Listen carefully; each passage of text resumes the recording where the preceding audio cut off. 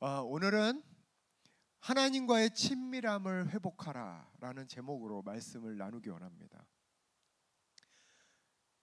여러분, 진짜 하나님 자녀로 산다는 게 뭘까요? 진짜 하나님 자녀로 사는 것. 우리가 하나님의 자녀가 되고 신앙생활을 시작하면 많은 것을 배웁니다. 하나님이 누구신지, 또 기독교에서 말하는 수많은 교리들, 또 말씀이 무슨 뜻인지. 여러분, 우리 교회로 옮기신 분들만 해도 그럴 겁니다. 아마 기존 교회 다니신 분들은 우리 교회 와서 처음 듣는 말들이 굉장히 많았을 거예요. 뭐 하나님 나라, 내주하시는 왕국, 거주하시는 왕국, 거짓자는 뭔지, 뭐 내적 소명이 뭐고 외적 소명이 뭐고, 우리끼리만 쓰는 단어들이 굉장히 많잖아요.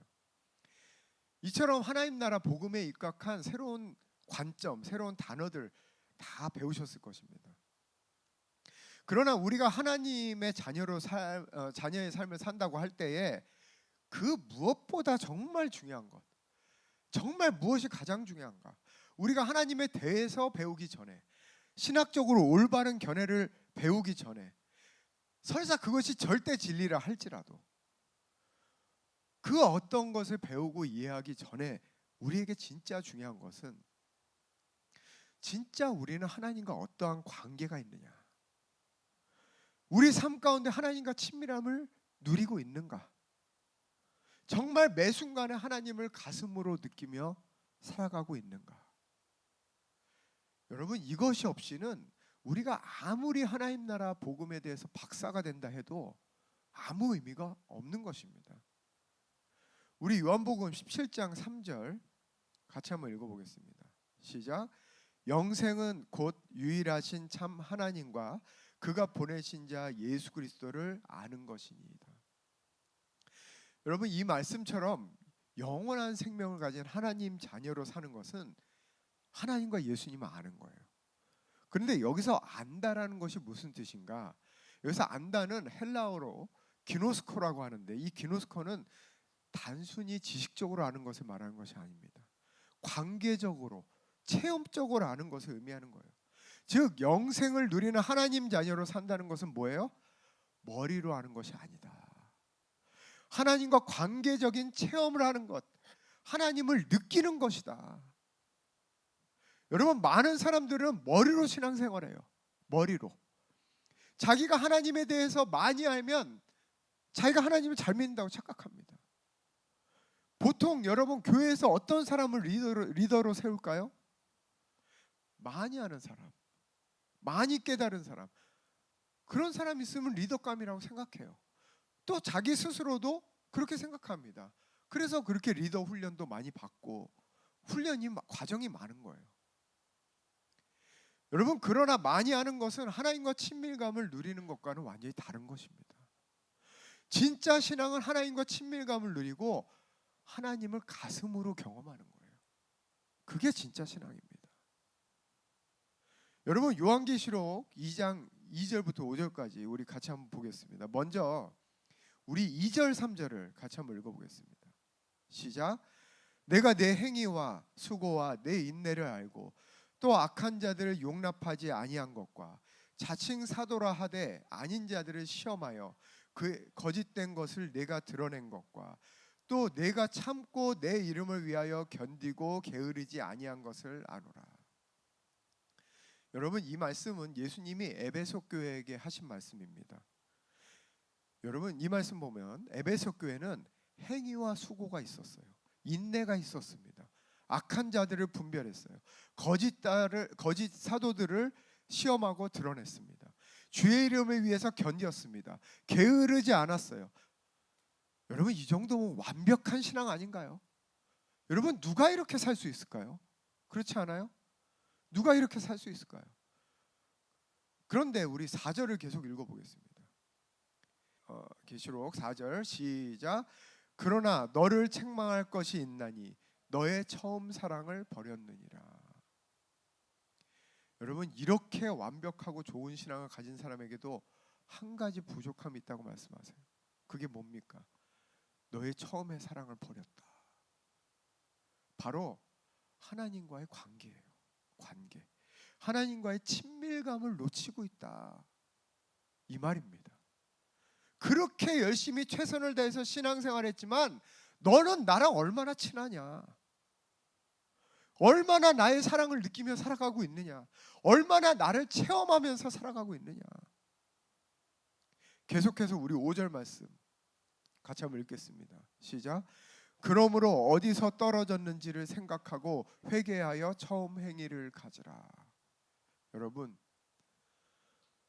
여러분은 혹시 언제 마지막으로 예수님의 사랑 때문에 눈물을 흘려봤는지요? 언제 마지막으로 예수님과 친밀한 대화를 나눴는지요? 반대로 언제부터 하나님과의 교제가 형식처럼 변했는지요? 언제부터 그분의 임재를 느끼지 못하게 되었습니까? 언제부터 하나님 말씀을 들어도 그 마음이 냉랭한 상태가 되었는지요? 오늘 말씀에서 이렇게 말씀하십니다. 어디서부터 떨어졌는지 생각하고 회개하여 처음 행위를 가지라. 첫사랑을 회복하라. 다시 회개하여 하나님과의 친밀감을 회복하라. 이게 오늘 하나님 말씀입니다. 여러분, 죄가 뭡니까? 죄란 관계가 아니라 머리로 판단하는 것. 그게 죄의 시작이었어요. 여러분, 창세기 3장 6절에 이렇게 말씀하세요. 여자가 그 나무를 본즉 먹음직도 하고 보암직도 하고 지혜롭게 할 만큼 탐스럽기도 한 나무인지라. 여러분, 이게 뭘 말하는 겁니까? 하와는 하나님 없이 스스로 옳고 그름을 판단하며 머리로 사는 삶을 선택한 거예요. 하나님과의 관계가 단절되면 그때부터 머리로 살게 됩니다. 머리로 신앙생활하게 돼요. 그리고 머리로 살면 반드시 판단하게 되어 있어요. 이게 인간의 죄의 시작입니다. 그러나 예수님은 그렇게 살지 않으셨어요. 예수님은 하나님과 관계로 사셨습니다. 요한복음 14장 11절에 내가 아버지 안에 있고 아버지는 내 안에 계신 것을 믿으라. 여러분, 예수님의 모든 삶의 시작은 하나님과의 관계를 체험하는 것이었습니다. 예수님은 하나님을 가슴으로 느꼈어요. 온 몸으로 그분이 함께하는 것을 체험했습니다.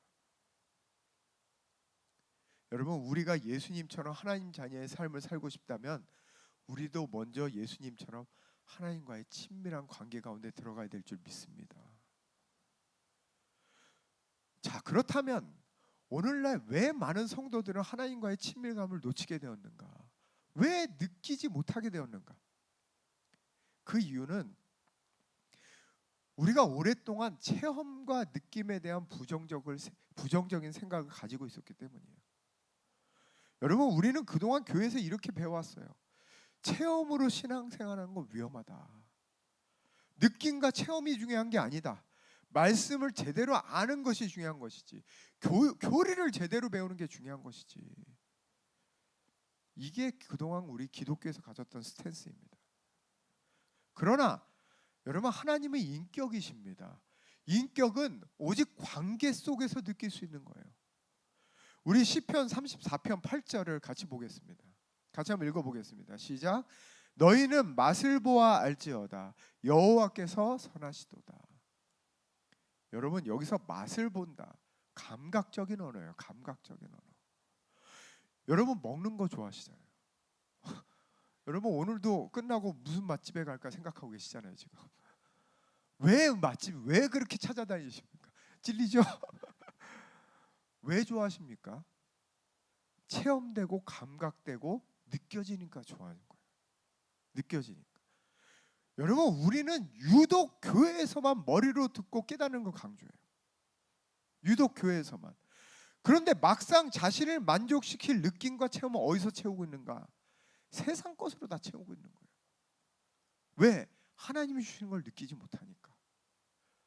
하나님 주시는 걸 느끼지 못하니까. 하나님으로부터 체험하고 느끼고 경험해야 되는데 그걸 느끼지 못하니까 세상에서 채우는 거예요. 유독 교회에서만 느끼는 것은 위험하다, 체험하는 건 중요한 게 아니다, 이렇게 가르치는 거예요. 여러분, 그러나 하나님은 이론적으로 경험되는 분이 아닙니다. 오직 직접 경험되고 느낄 때만이 우리는 그분을 알 수 있는 거예요.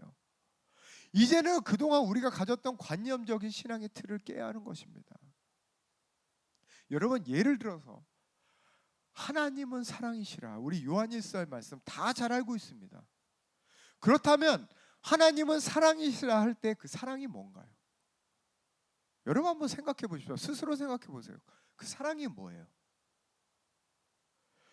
여러분, 우리는 사랑이라는 단어에 대해서 각자 다른 정의, 다른 느낌, 다른 생각 가지고 있어요.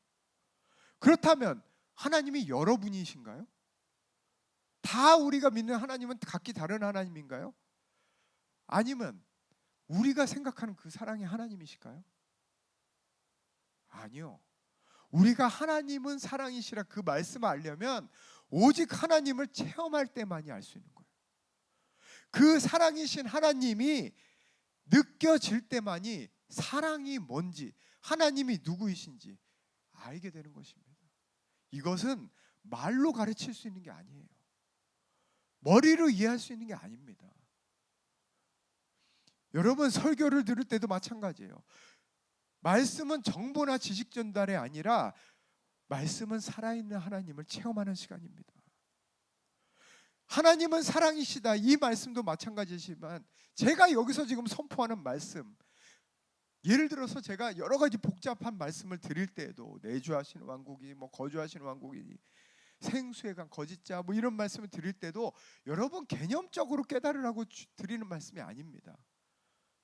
아, 그냥 저런 게 있구나, 이렇게 이론적으로 깨달으라고 드리는 말씀이 아니에요. 여러분, 어떤 사람은 설교를 들을 때 저런 게 있나 보다 머리로 이해하고 끝이지만, 평소에 하나님과 친밀감을 경험하는 사람은, 그 삶을 체험하는 사람에게는 그 설교를 들을 때 성령님께서 동일한 체험과 느낌과 확신을 주십니다. 저 설교가 지금 뭘 말하고 있는 건지, 어떤 상태를 말하고 있는 건지, 이것들이 말씀을 듣는 중에 실제적으로 느껴지고 체험되는 거예요. 여러분, 예를 들어서 어떤 사람이 어디 정말 좋은데, 유럽 같은데 여행 갔다 와서 막 신나서 얘기를 하는 거예요. 야, 거기 가니까 너무 아름답고, 바닷가가 너무 아름답고, 바람이 어떻고, 날씨가 어떻고, 그 음식을 먹었는데 어떻고, 막 얘기를 하는 거예요. 그런데 거기를 안 가본 사람에게는, 아, 거기 좋구나, 그런가, 나도 언제 한번 가보고 싶다, 저 사람 정말 좋은 데 갔다 왔구나, 정보 전달이 끝입니다. 그러나 거기에 갔던 사람, 아니면 거기서 살다 온 사람들은 그 얘기를 들을 때 같이 느껴지는 거예요. 같이.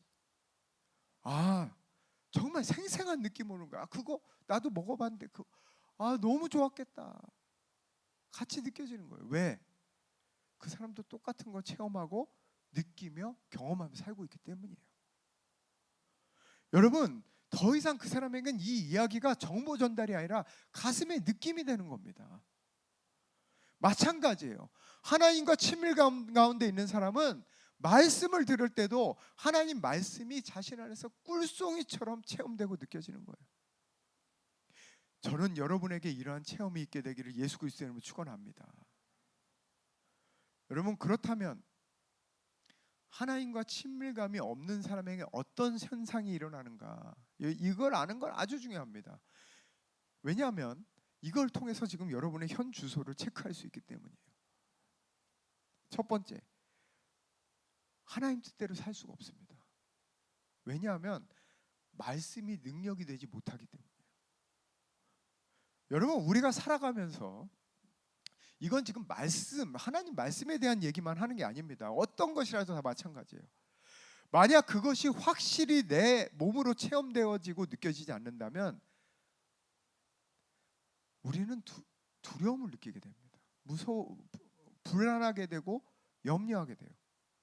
그러나 그것이 정말 확실하게 느껴지고 체험되는 사람이라면 그 어떤 것이 와도 무섭지 않습니다. 두렵지 않아요. 불신하지 않습니다. 언제나 당당하게 살아요. 걱정이 없습니다. 아무리 머리로 다 이해한다 해도 체험되지 않는 것과 체험되는 것은 천지 차이인 거예요. 여러분, 이 중에 하나님이 우리와 함께 하신다, 누가 모릅니까? 하나님이 언제나 우리와 함께 하신다, 우리 안에 계신다, 누가 몰라요? 우리를 혼자 두지 않고 항상 지켜주신다. 누가 모릅니까?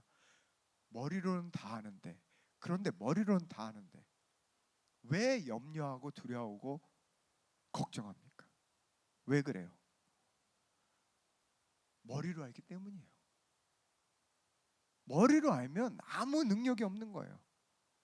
반면에 교리, 신학, 이론 이런 거 잘 몰라도 좀 무식하다 하더라도 매일 하나님을 생생하게 체험하고 느끼는 사람은 세상이 무섭지 않습니다.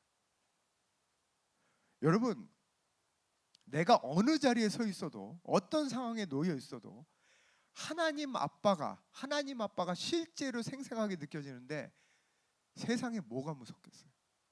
세상에 어린아이가 개가 와서 막 짖는다 해도 아빠 품에 안겨 있는 게 느껴진다면, 그것이 생생하게 체험된다면 뭐가 무섭겠습니까?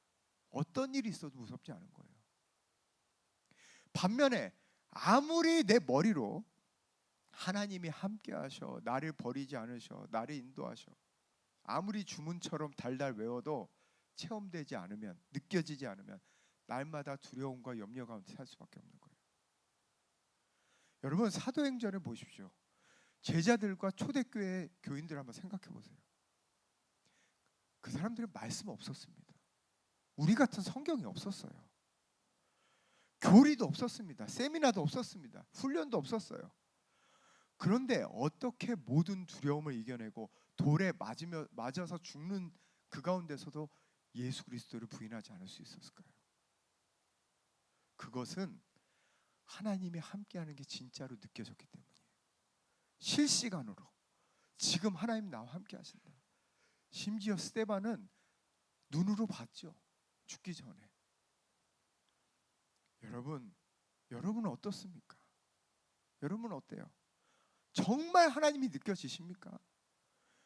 그 체험으로 세상을 이기며 살아가고 있습니까? 아니면 여기서 배운 것, 말씀에서 들은 것, 머리로 이해하고 그것으로 세상을 이기려고 노력하십니까?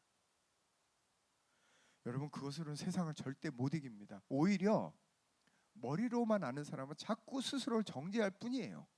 왜냐하면 내가 이렇게 많이 훈련받았는데, 말씀을 이렇게 많이 들었는데, 킹덤 빌더 스쿨도 했는데 왜 나는 여전히 이럴까? 왜 나는 아직도 변하지 않을까? 왜 두려움과 염려 가운데 살까? 그것은 하나님과 친밀함이 없기 때문이에요. 말씀이신 하나님이 실제적으로 체험되지 않기 때문입니다. 두 번째, 하나님과 친밀함이 없으면 어떻게 되는가? 신앙의 성장이 없어요. 왜냐하면 자신의 이성으로 자꾸 판단하는 신앙생활을 하기 때문입니다. 여러분, 어떤 사람은 하나님의 말씀도 교회도 이 세상의 현상도 자꾸 판단되는 사람이 있어요. 그런 사람은 이렇게 말합니다. 왜 하나님이 살아계시다면 세상이 이런가?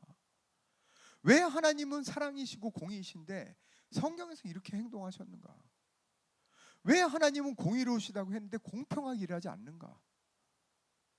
사실 이런 의문, 누구든지 이런 생각은 할 수 있습니다. 누구든지. 그런데 문제는 뭐냐면 어떤 사람에게는 이런 의문과 생각들이 그 사람의 신앙의 성장을 막고 있다는 겁니다. 급기야 그 사람의 하나님에 대한 믿음까지도 사라지게 만드는 거예요. 여러분, 물론 아까 드린 그런 의문에 대해서 일일이 잘 설명하고 그 사람의 잘못된 생각을 바꿔줄 수도 있습니다. 그러나 오늘 제 설교의 핵심은 그게 아니기 때문에 좀 다른 부분을 짚고 넘어가기 원합니다. 또 한편은 제 경험상 그 사람의 잘못된 생각을 바꿔준다 해도, 그것이 증명된다 해도 그 사람이 바뀌지 않는 경우가 많았어요. 신앙이 유익이 없다는 것입니다. 그러나 어쨌든 제가 오늘 말하고 싶은 건 이거예요. 누구나 하나님과 성경 또 이 세상에 일어나는 현상에 대해서 의문은 가질 수 있습니다. 그런데 왜 어떤 사람에게는 그 의문들이 믿음과 신앙의 걸림돌이 되고 반면에 어떤 사람은 전혀 그렇지 않게 되는가? 그 이유는 그 사람이 하나님과 친밀함을 누리지 못하기 때문이에요. 관계가 없기 때문입니다. 여러분, 예를 들어서 우리가 살면서 어떤 사람이 정말 갑자기 이해가 안 되는 말과 행동을 했다고 생각해 보세요. 그런데 만약에 평소에 그 사람과 친밀감을 누린다면, 내가 그 사람과 깊은 관계에 있다면 그 사람이 좀 이해가 안 가는 행동을 했을지라도 다 이유가 있겠지. 다 이유가 있겠지. 나중에 뭐 얘기하다 보면 알게 되겠지. 이렇게 생각하게 될 거예요. 그렇죠? 왜냐하면 내가 그 사람과 친밀감을 누리고 있고 그 결과 그 존재에 대한 믿음과 신뢰가 있기 때문이에요. 즉 그 사람과 친밀한 관계가, 그 사람과의 갖는 그 친밀한 관계가 이성적인 판단을 지배하는 겁니다. 그런데 그 사람과 아무런 친밀감도 없고 평소에 아무런 관계도 없다면 그 사람의 이해 안 가는 말과 행동을 했을 때 그때는 자기 생각으로 판단할 수밖에 없어요. 왜? 관계가 없기 때문이에요.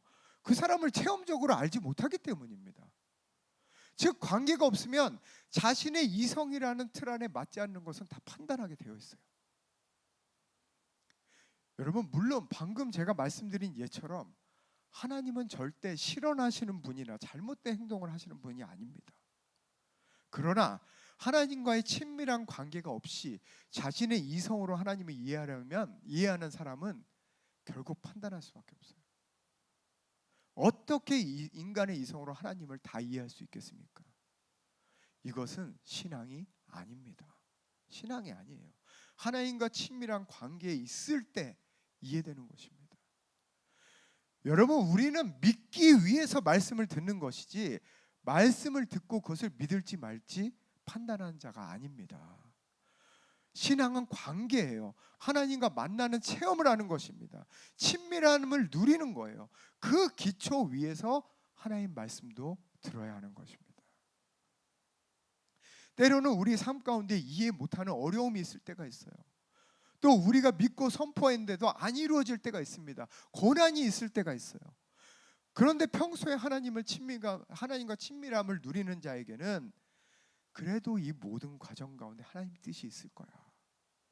지금 이 상황이 내 생각으로 이해가 안 가지만 그래도 하나님은 나와 함께 하시고 결국 나에게 가장 좋은 것을 주시는 분이야. 여러분, 이 믿음으로 고난을 이겨낼 수 있는 것입니다. 그리고 이 믿음이 있을 때 하나님 또 그 믿음을 통해서 역사하세요. 그런데 하나님과 친밀함이 없고 평소에 머리로만 신앙생활하는 사람은 삶에 어려움이 있고 원하는 것이 안 이루어지고 고난이 왔을 때 하나님 탓을 합니다. 하나님 탓을 해요. 내가 이렇게 말씀대로 믿고 기도했는데 왜 안 이루어지느냐? 왜 안 이루어지냐? 언제는 믿기만 하라더니 좋은 것을 주신다더니 이게 과연 사랑과 공의의 하나님이신가? 여러분, 이것은 하나님을 체험적으로 모르기 때문에, 하나님과 친밀함을 누리지 못하기 때문에 생겨나는 현상입니다. 다시 말씀드리지만 여러분, 신앙은 관계예요. 하나님과 친밀함을 누리는 것입니다. 하나님과 서로 사랑하는 관계를 유지하는 거예요.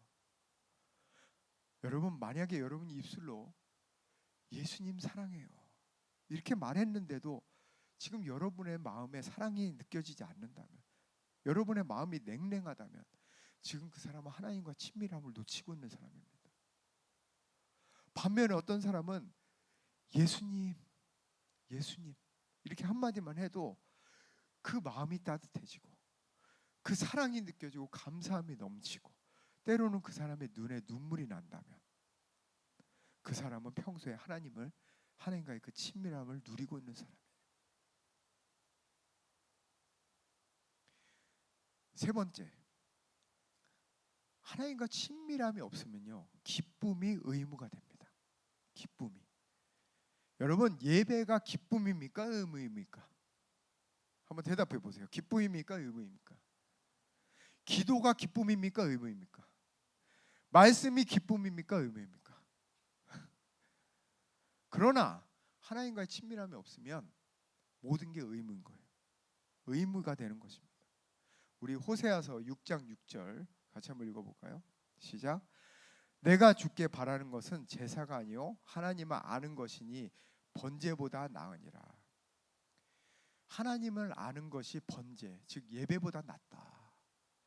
그런데 여기서 아는 것은 똑같은 거예요. 아까 헬라어로 기노스코, 그렇지만 히브리어로는 다하트. 이 다하트는 야다라는 동사의 명사형입니다. 여러분, 야다는 단순한 지적으로 안다는 것이 아니에요. 친밀한 관계, 인격적인 교제를 통해서 아는 것, 즉 경험을 통해서 아는 지식을 말하는 것입니다.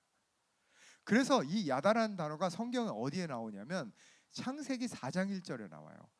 아담이 그의 아내 하와와 동침하매. 여기서 동침하매가 야다입니다. 즉 부부의 가장 친밀한 관계, 그 관계를 통해서 서로 알아가는 것을 표현할 때 이 야다라는 단어를 쓰는 거예요. 여러분, 하나님은 의무적으로 형식적으로 신앙생활을 원치 않습니다. 하나님이 원하시는 것은 하나님과 친밀함을 누리는 가운데 기쁨으로 예배드리고 기쁨으로 신앙생활하고 또 기쁨으로 교회에서 봉사하는 것을 하나님이 원하시는 거예요.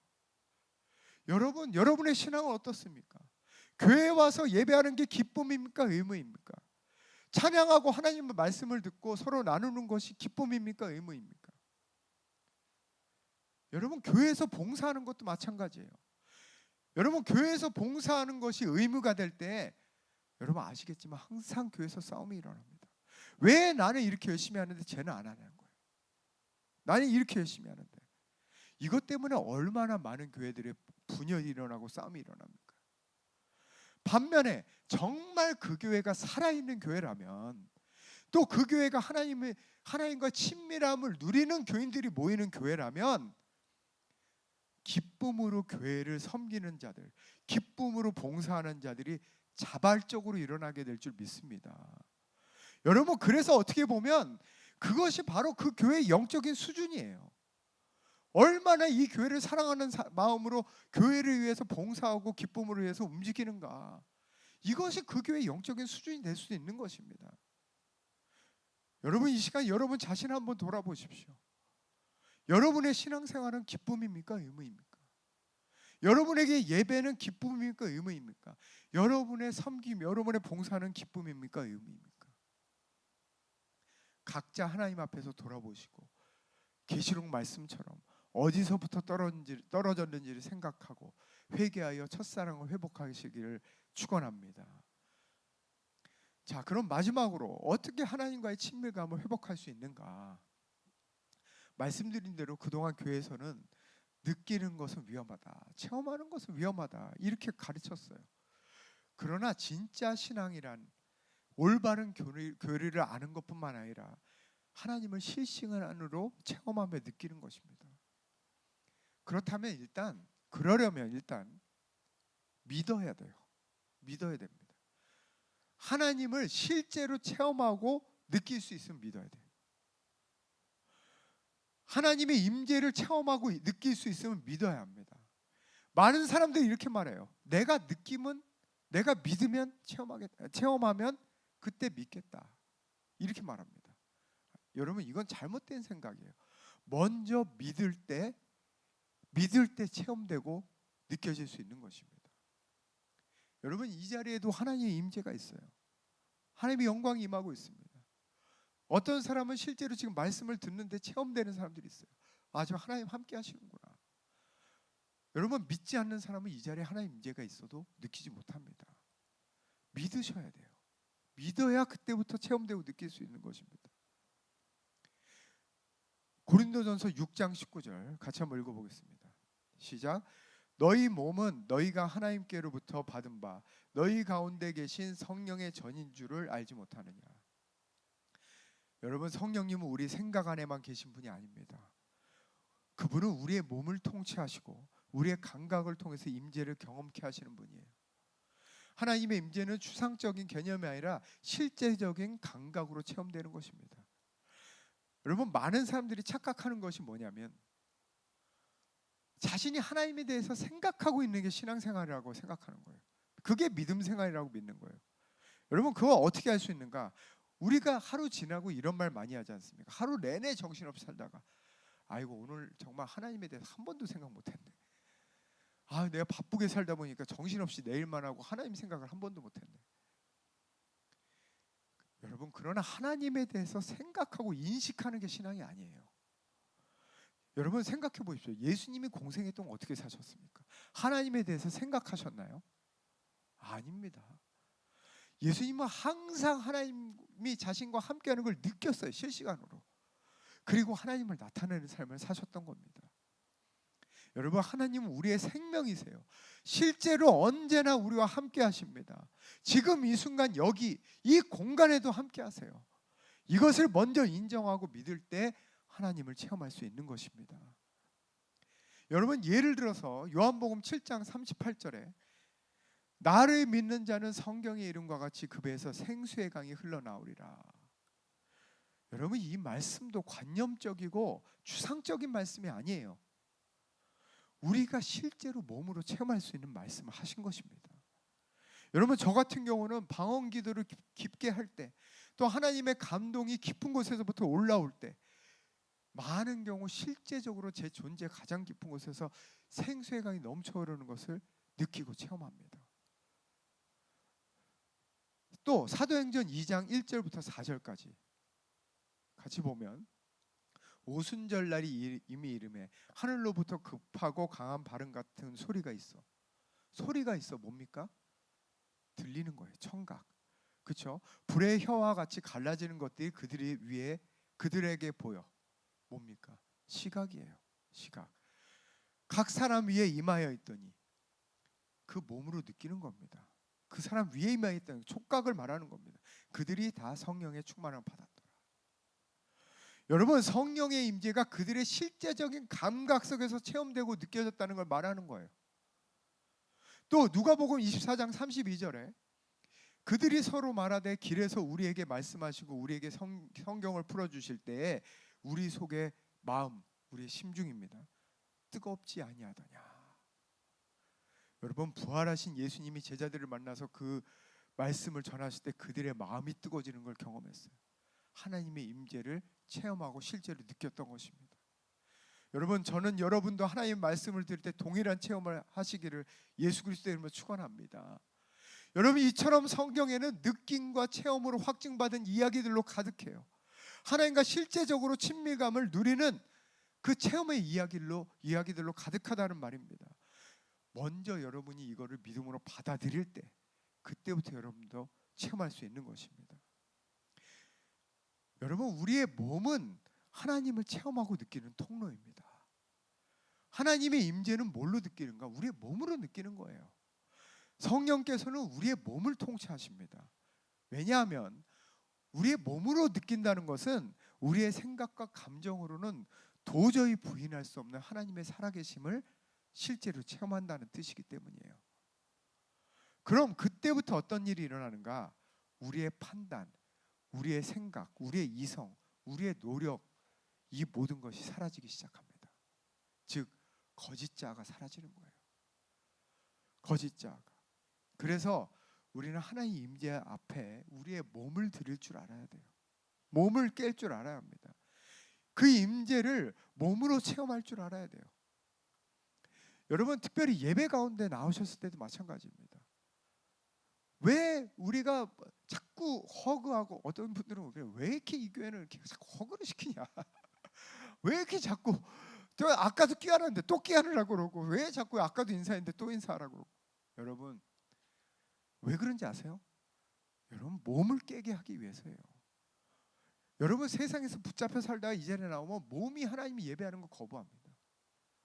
그러나 몸을 드릴 때, 왜 여러분 몸이 안 움직이더라도 박수치고 찬양해야 되는 거예요. 억지로라도 입을 열어야 하는 것입니다. 손을 들어야 되는 거예요. 여러분, 몸을 깰 때에 하나님이 여러분 몸을 통치하시고, 그때 여러분의 혼이 그리스도 안에, 영 안에 거하게 되는 겁니다. 먼저 하나님 임재가 여러분 몸으로 체험돼야 되는 거예요. 그러려면 여러분 이 하나님 임재 가운데 몸을 드려야 하는 거예요. 여러분이 예배가 새롭게 되시기를 축원합니다. 여러분, 날마다 여러분 있는 곳에서 하나님 임재를 인정하고 그 임재 가운데 여러분의 몸을 들이십시오. 하나님 임재가 있는 곳을 사모하십시오. 여러분, 첫사랑을 어떻게 회복합니까? 혼자 안 될 때가 많아요. 그럴 때는 일단 마중물이 부어져야 돼요.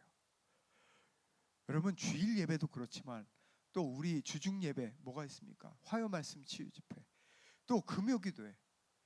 여러분 꼭 참석하셔서 언제나 하나님과의 그 친밀함을 누리는 여러분 모두가 되시길 축원합니다. 오늘 말씀을 맺겠습니다. 요한복음 15장 5절에 이렇게 말씀하셨습니다. 나는 포도나무여 너희는 가지라. 그가 내 안에 내가 그 안에 거하면 사람이 열매를 많이 맺나니. 여러분 가지는 우리입니다. 나무이신 예수님께 가지인 우리가 붙어 있는 것을 우리는 어떻게 알 수 있을까요? 어떻게? 머리로 아는 것입니까? 아닙니다. 그 나무로부터 오는 수액이 전달될 때 아는 거예요. 즉 그분과의 친밀한 관계 안에서 그분의 생명이 우리 안에 흐를 때 그것을 내가 지금 예수님께 붙어 있구나 알 수 있는 겁니다. 여러분 하나님을 머리로 알지 마시고 그분과의 친밀함을 누리는 여러분이 되시길 축원합니다.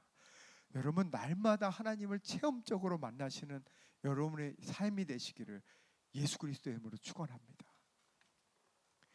우리 시간에 다 같이 일어나셔서 찬양하며 나가시겠습니다.